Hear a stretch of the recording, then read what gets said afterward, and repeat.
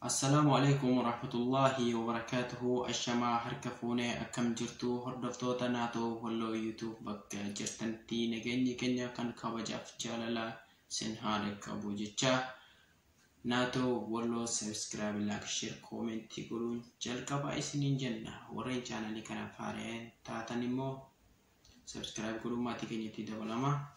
Jirtu bakka jiraattan bakka jirtantti nageenyi rabbii sinirraa hajiratu jecha egaa kaayoo keenya jechuudha.